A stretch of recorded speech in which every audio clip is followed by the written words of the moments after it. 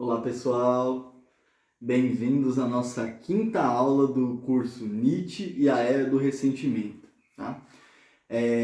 Como eu já falei na última aula, onde a gente tratou dos 4 personagens afirmadores da vida de Nietzsche, hoje a gente vai tratar de uma obra inteira de Nietzsche, um pouquinho diferente, né? Mas é também para tratar sobre essa questão da moral em Nietzsche, tá? Hoje a gente vai tratar de O Anticristo. O Anticristo é provavelmente uma das obras mais polêmicas e provocativas da história da filosofia, né?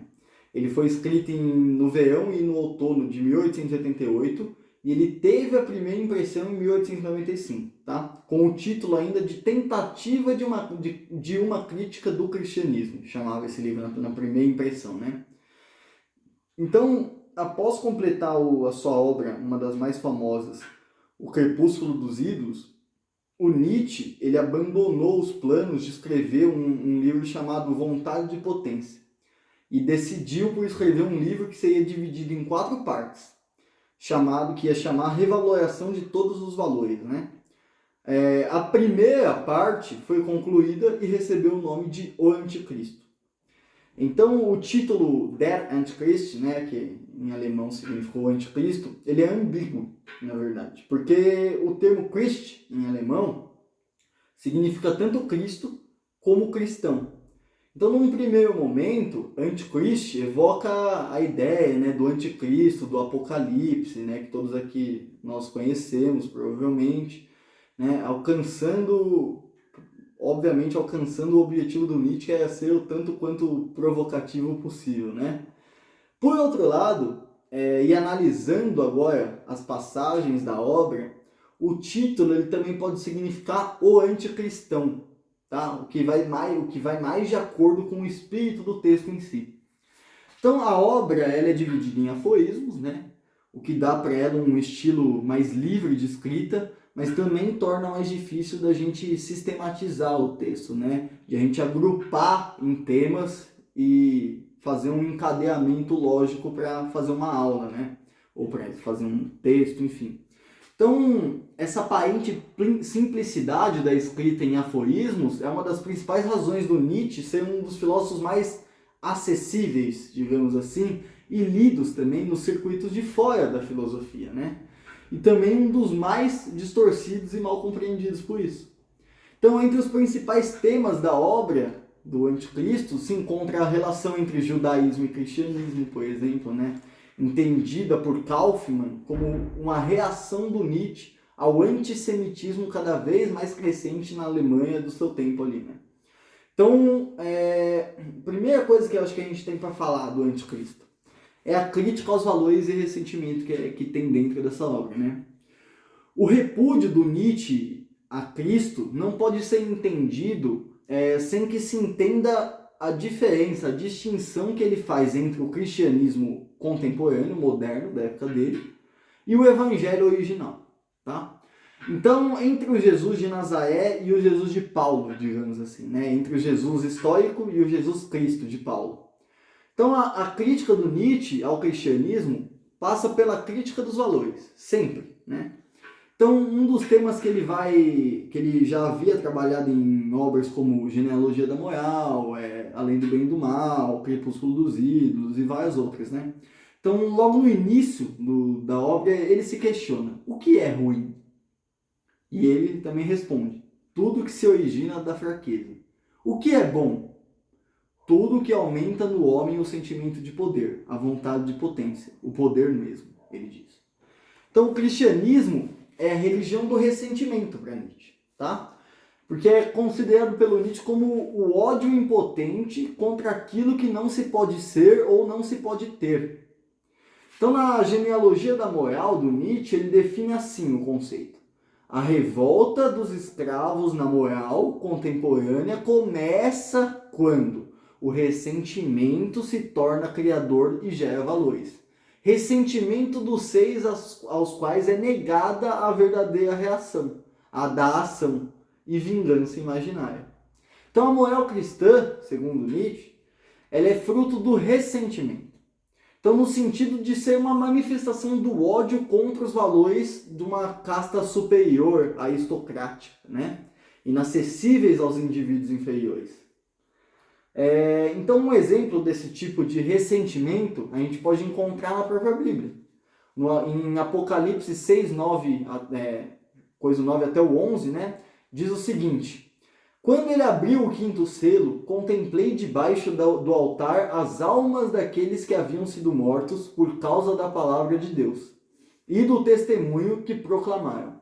Eles exclamavam com grande voz: até quando, ó soberano, santo e verdadeiro, esperarás para julgar os que habitam em toda a terra e vingar o nosso sangue?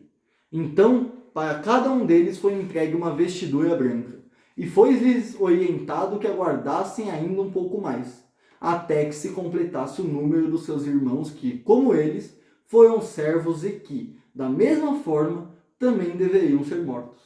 Então, nesse trecho, mesmo estando no céu e diante de Deus, o que as almas cristãs querem é vingança contra aqueles que lhes perseguiram e mataram. Então, para o Nietzsche, isso é a expressão do ressentimento, porque o autor de Apocalipse, incapaz de fazer frente às perseguições da vida real, ameaça os seus inimigos com uma vingança imaginária que viria de um outro mundo, certo? Então, seria de se esperar que as almas que estivessem experimentando a plenitude, a beatitude do céu e diante do trono de Deus, tivessem outras preocupações a não ser se vingar contra quem está ainda sobre a terra. Então, Nietzsche está criticando a ideia de que o homem de hoje seria superior aos antigos, né? Que estaria se desenvolvendo para um tipo mais elevado e superando a barbárie. Então, para o nosso filósofo alemão, essa ideia de progresso que nós temos hoje muito no nosso século XXI, inclusive, é uma ideia moderna, ou seja, uma ideia falsa. Tá? Os europeus de hoje, para o Nietzsche, eles estão abaixo dos europeus da Renascença, por exemplo, né? Em valor mesmo. Porque o desenvolvimento em si não tem a ver com a necessidade de elevação, de fortalecimento. Então, na verdade, contra o homem verdadeiramente forte, que não é o homem europeu moderno, que o cristianismo fez uma guerra mortal. Então é preciso, por isso, não tentar embelezar o cristianismo, porque ele sempre tomou partido por tudo que é mais fraco, tá? Então isso é a opinião do Nietzsche, né, pessoal? Então tudo que o homem considera hoje virtuoso, como fruto do progresso, da superação da barbárie antiga, não é nada mais que a decadência. Então o Nietzsche ele vai afirmar que o homem ele é um depravado, mas chama a atenção para o fato de que essa palavra na boca dele, né, não é uma acusação moral. Ele explica que um animal, uma raça ou um indivíduo é depravado quando ele perde os seus instintos. Ou seja, ele está chamando o homem de amansado, de sem instintos, né? Quando ele escolhe o que é desvantajoso para ele, que é perder os instintos. Então a vida em si carrega instintos de crescimento, de autopreservação, de poder. E onde falta a vontade de potência, existe a decadência. Então, a todos os altos valores da humanidade, faltam essa vontade de potência, né? Um desses altos valores que o Nietzsche vai criticar seria a compaixão, né? No termo do alemão que vem de Mitleiden, né? O prefixo mit significa com, e leiden significa sofrimento, dor, ou seja, com sofrimento, com dor, né? Com paixão. Portanto, é sofrer com. E para o Nietzsche, quando alguém tem compaixão, está perdendo a sua força. Porque a compaixão está multiplicando o sofrimento. Então a compaixão ela é contra a lei da seleção natural, na visão de Nietzsche, né? Ela preserva aquilo que está maduro para a decadência. O Schopenhauer estava certo, então, né? Através da compaixão, a vida é negada. A compaixão é a prática do niilismo. Ela é multiplicadora e conservadora do sofrimento. Uma ferramenta para o aumento da nossa decadência. Então não apenas a compaixão, mas a moral cristã como um todo, ela é a moral do ressentimento. O ressentimento ele é o autoenvenenamento através da vingança inibida, né? Ou seja, uma vingança sem força, sem coragem de ser levada a cabo mesmo. O Nietzsche está investigando o estado psicológico por trás das virtudes cristãs para mostrar que elas nada mais são do que ressentimento, do que fraqueza, moral de escravo, impotência contra o forte.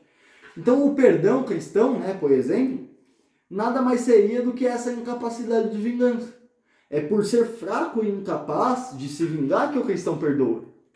Tá? Então, a doutrina do juízo e a condenação ao inferno mostram que, na verdade, não existe perdão algum por parte do cristão ali.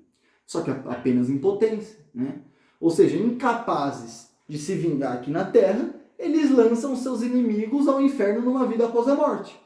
Então, um exemplo citado por Nietzsche, né, que vem de um dos principais teólogos da igreja, que é Tomás de Aquino, que conseguiu captar e resumir como poucos, inclusive, esse sentimento cristão. Então ele dizia: os abençoados no reino dos céus verão as penas dos condenados, para que sua beatitude lhes dê maior satisfação.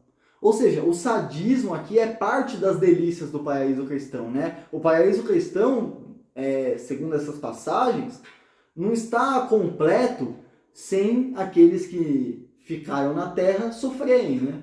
Então, da mesma forma, ser bondoso e gentil, quando na verdade alguém é apenas fraco e tímido e não consegue agir de outra maneira, ou seja, ser humilde quando qualquer outro comportamento teria repercussões desprazerosas para você, ou ser prestativo quando outro gesto provocaria um chute, né? Um chute de alguém ou uma porrada de alguém, tudo isso é apenas moral de escravo. Porque é uma transformação do que é necessidade em virtude, né? Tudo bem você... Então, pessoal, só para ficar claro, tudo bem você, né, ser prestativo, você ser bondoso, ainda mais se tem alguém te ameaçando, né? Mas não transforme isso na sua virtude, ou seja, não saia por aí falando que você é humilde, que você é controlado, alguma coisa assim. Na verdade, o que a gente está falando aqui, isso é uma incapacidade sua, ou seja, foi necessário que você fosse humilhado ali por aquele mais forte. E para não ficar vergonhoso, você transforma isso numa moral. Você sai falando por aí que na verdade você deixou, né? Que você é super humilde, super legal, super descolado, contra a agressão e etc, né? E aí que a gente entra em outro ponto aqui. Pedindo para só tomar minha água aqui. Então, a gente está entrando em outro ponto, que é a guerra aos teólogos que o Nietzsche vai fazer, né? Então, essa guerra aos teólogos que o Nietzsche faz, ele vai afirmar que a sua crítica ela é direcionada aos teólogos, ou a tudo que tem sangue de teólogo, como ele diria, né? Como a filosofia alemã tem. E é este instinto de teólogo, digamos assim, que ele faz guerra. Não ao teólogo, não às pessoas teólogos em si, né? O que um teólogo considera verdadeiro, para o Nietzsche vai ser necessariamente falso, tá? De modo que você tem praticamente um critério de verdade. Ou seja, se um teólogo diz que algo é verdadeiro, então é falso. E se ele diz que é falso, então é verdadeiro. Para o Nietzsche, o teólogo ele inverte os valores de tal maneira que tudo que rebaixa a vida e a fé, isso ele chama de verdadeiro teólogo. E tudo que, ao contrário, afirma a vida, eleva, faz triunfar, isso ele considera falso. Então, em contraposição aos valores dos teólogos, o que nós, como vai dizer o Nietzsche, os espíritos livres queremos, é a transvaloração de todos os valores. Então, os espíritos livres, eles não consideram mais o homem como derivados de um conceito, né, de um espírito, de uma divindade, né, mas colocam o homem novamente entre os animais. Então, no cristianismo, a moral e a religião se afastaram da realidade de tal maneira que todas as suas causas e efeitos são imaginários já, né? Então, exemplos de causas imaginárias: Deus, alma, espírito, eu, livre-arbítrio e etc. Efeitos imaginários dessas causas: pecado, redenção, misericórdia, juízo e assim vai, né? Então, aqui é uma guerra contra os sacerdotes, os padres, os pastores, né? E há uma diferença para o Nietzsche entre aqueles que são simplesmente cristãos, que são leigos, e os sacerdotes, onde se incluem os padres, os pastores e todos que exercem alguma função de autoridade em uma comunidade religiosa. Então, todo sacerdote é um cristão, mas nem todo cristão é um sacerdote, tá bom? Então, para o tipo de homem que alcançou o poder no judaísmo e no cristianismo, ou seja, a classe sacerdotal, a decadência é apenas um meio para se atingir um fim.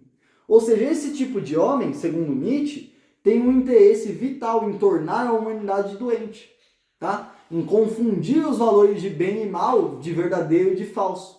Então, os sacerdotes do judaísmo, por exemplo, eles operaram o grande milagre da falsificação, vai dizer o Nietzsche, né? A Bíblia é uma evidência documental disso. Em um grau de desprezo sem precedentes, eles traduziram toda a história do seu povo judeu, né, em termos religiosos, convertendo essa história em um mecanismo de salvação no qual todas as ofensas a Deus eram punidas e toda devoção a Deus recompensada. Então, historicamente, o sacerdote ele conseguiu arranjar as coisas de tal maneira que ele se tornou indispensável na sociedade. Então, em todos os grandes eventos naturais da vida, como o nascimento, o casamento, a doença, a morte, o santo parasita, como vai dizer o Nietzsche, fez a sua aparição para desnaturalizá-los, né? Ou, nas próprias palavras do sacerdote, para santificá-los. Então, todo hábito natural, toda instituição natural exigida pelo instinto de vida, ou seja, o Estado, a justiça, etc., foram, na verdade, roubados, né, espoliados de seus valores e alguns até tomados pelo seu contrário, né, pelo parasitismo desses sacerdotes. Né?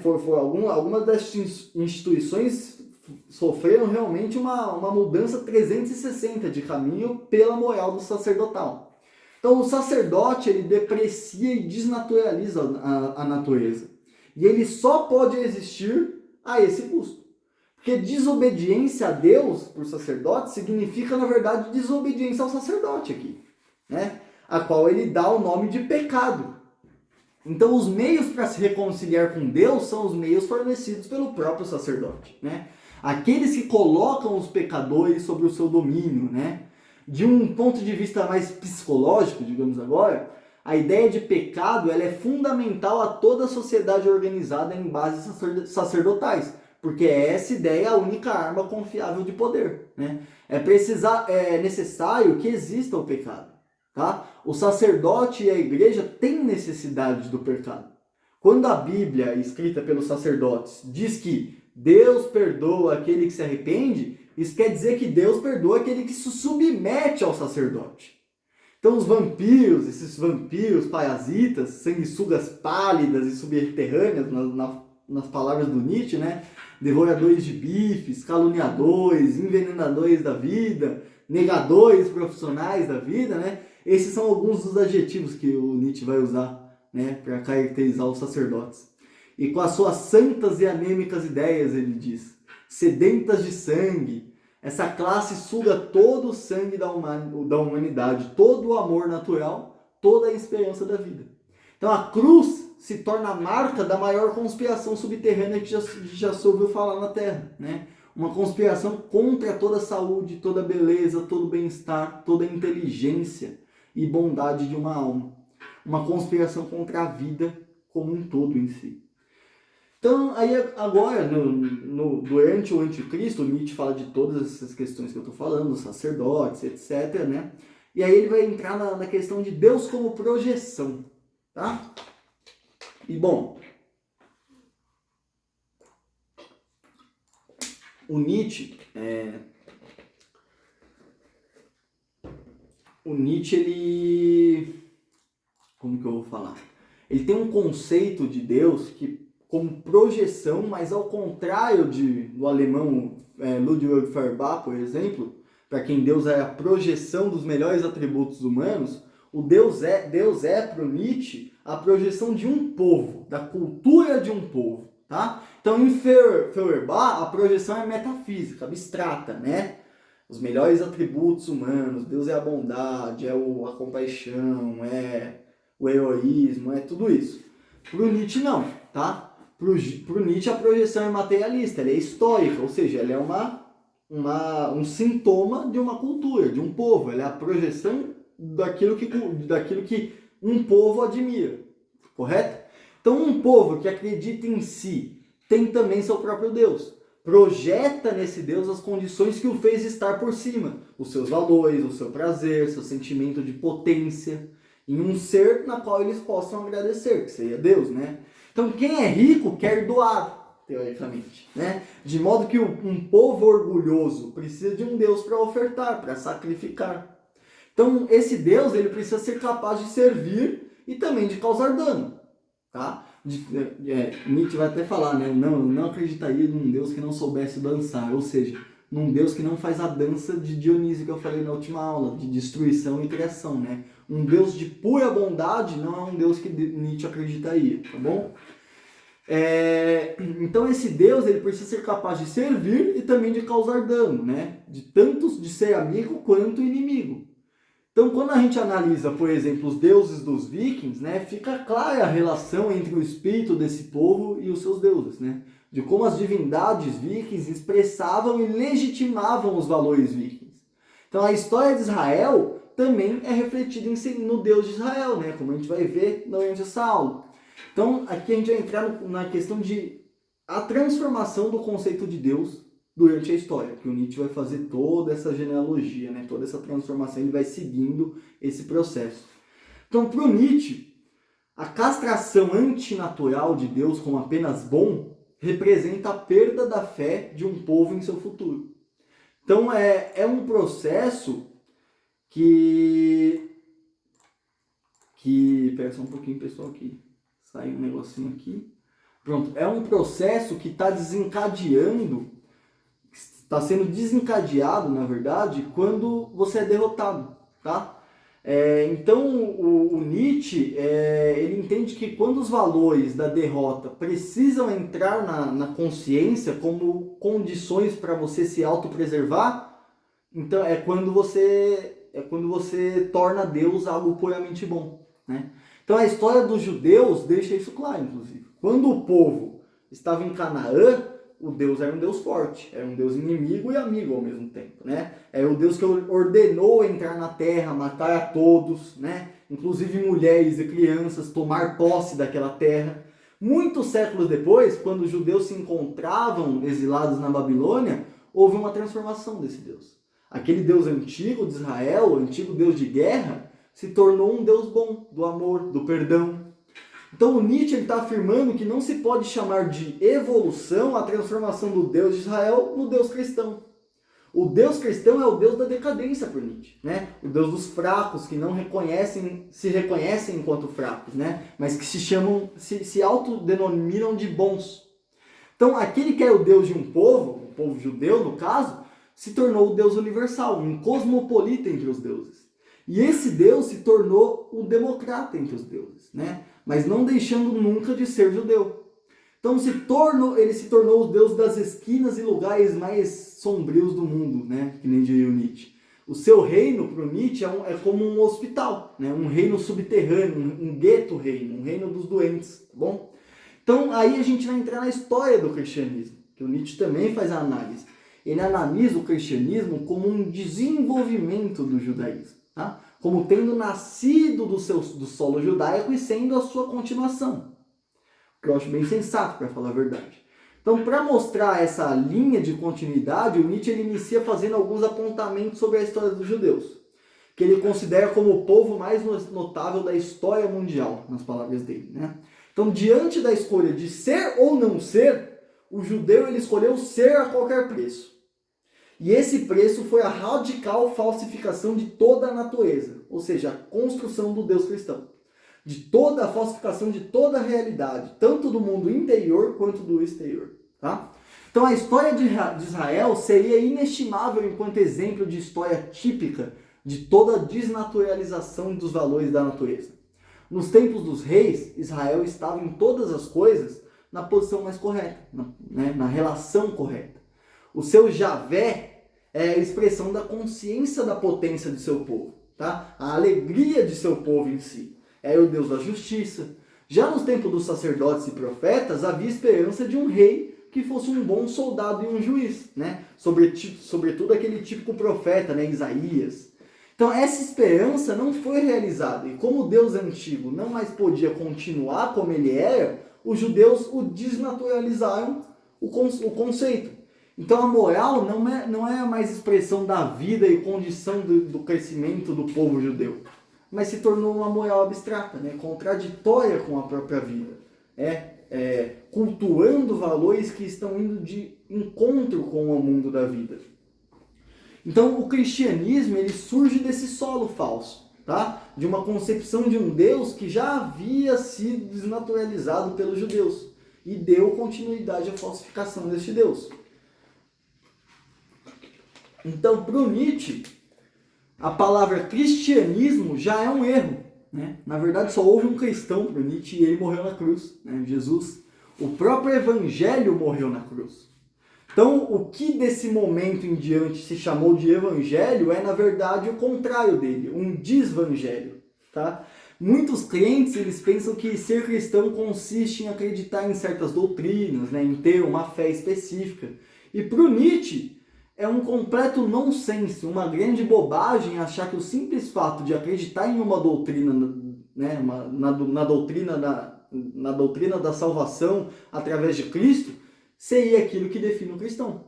Só a prática cristã para o Nietzsche, uma vida como a vida daquele que morreu na cruz, ou seja, uma vida como a vida de Jesus, é de fato cristã. Então, para o Nietzsche, a vida cristã é um fazer, né? É um devir e não uma crença abstrata que ninguém segue nada, como a gente faz hoje em dia. Então, transformar o cristianismo em tornar algo como verdadeiro, reduzi-lo a uma fenomenalidade qualquer, né, de consciência, significa negar o próprio cristianismo. Na verdade, não existe nenhum cristão. O cristão, ou o que tem sido chamado assim nos últimos 2000 anos, é apenas uma auto-incompreensão psicológica. O que tem sido chamado de fé sempre foi apenas um manto, uma cortina, tá? Atrás da qual os instintos ainda jogam o seu jogo. É uma astúcia, uma esperteza cristã. A fé, ela encobre que agimos sempre por instinto, né? Paulo, por exemplo, queria o poder, né? E por isso também os meios para ter poder. Então sua finalidade e necessidade é o poder. Mas ele podia usar apenas conceitos, símbolos e doutrinas para tiranizar as massas. E ele criou algo que mais tarde seria tomado de empréstimo por Mohammed para exercer a tirania sacerdotal, que é a fé na imortalidade, tá, pessoal? Ou seja, a doutrina do juízo, tá? Então, o que Paulo fez com esse cinismo lógico foi apenas a continuidade do que começou com a morte de Jesus. Então, o cristianismo, na visão do Nietzsche, é a arte de mentir santamente. Então, conclusão. O cristianismo é a doença aqui, para o Nietzsche. Então, para o Nietzsche, ninguém se torna cristão livremente, porque é preciso estar doente o suficiente para isso. Assim, o ideal cristão de ir a todo o mundo e pregar o evangelho é o projeto da igreja de transformar o mundo inteiro em um hospício. Qualquer visita a um hospício vai mostrar que a fé não move montanhas. Na verdade, coloca montanhas onde não existia nenhuma. Então, em 2000 anos de cristianismo, ninguém entendeu suficientemente o símbolo cristão, que é Deus na cruz. Esse símbolo quer dizer que tudo que sofre, tudo que pendura na cruz é divino. O cristão pensa, então, todos nós estamos pendurados na cruz, logo somos divinos. Apenas nós somos divinos, né? Então, o julgamento do Nietzsche é que o cristianismo é a maior corrupção, a maior desgraça que já aconteceu para a humanidade. A igreja é o próprio anticristo que perverteu o chamamento original de Cristo a romper com pai e mãe e se tornar perfeito, tá? Ela vendeu Cristo a César. Então, em um texto anexo a algumas edições de O Anticristo, o Nietzsche ele vai proclamar as leis contra o cristianismo, para a gente ir acabando aqui hoje, tá, viu, pessoal? Então, elas não eram para o seu tempo, mas para as futuras gerações. Então, as reflexões acerca da morte de Deus, do Nietzsche, já tinham diagnosticado o alvorecer de um novo pensamento, né? O nascimento de uma nova era. E o Nietzsche ele sempre se considerava escrevendo para a posteridade, né? Ele falava que o Zaratustra, por exemplo, é um livro para todos e para ninguém, né? Então, nas primeiras páginas do Anticristo, ele advertia que o seu livro pertencia a poucos e que seus verdadeiros leitores talvez ainda nem tivessem nascido. E aí ele vai colocar, pessoal, para a gente terminar aqui, ele vai colocar a lei contra o cristianismo, que eu vou ler para vocês, é bem curta, tá? Tem 7 artigos, é rapidinho. Ele vai falar o seguinte: dada no dia da salvação, primeiro dia do ano 1, desculpa, 30 de setembro de 1888 pelo falso calendário, que é quando ele está escrevendo isso, né? Então Nietzsche diz o seguinte: guerra de morte ao vício, o vício é o cristianismo. Artigo 1º. É viciosa qualquer forma de contra-natureza. A mais viciosa espécie de homens é o padre. Ele ensina contra a natureza. Contra o sacerdote não se usam argumentos, usa-se a prisão. Começou já pesado, né? Começou já querendo prisão para os sacerdotes. Artigo 2º. Toda participação num ofício divino é um atentado contra a moral pública. Seremos mais implacáveis contra os protestantes do que contra os católicos. Mais duro contra os protestantes liberais do que contra os fundamentalistas. Quanto mais próximo se está da ciência, maior é o crime de se ser cristão. Por consequente, o maior dos criminosos é o filósofo. Olha que loucura do Nietzsche, né? Artigo 3º. O lugar maldito onde o cristianismo chocou seus ovos de basilisco será completamente arrasado e, sendo sobre a terra o local sacrílego, constituirá motivo de pavor para a posteridade. Nele serão criadas serpentes venenosas. Artigo 4º. A pregação da castidade é uma incitação pública ao antinatural.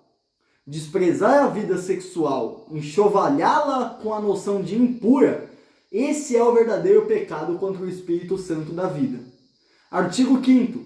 Comer à mesa com um sacerdote exclui-vos, fazendo excomungam-se da proba sociedade, ou seja, da sociedade alta, né?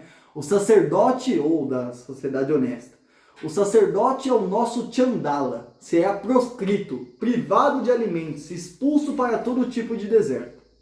Artigo 6º.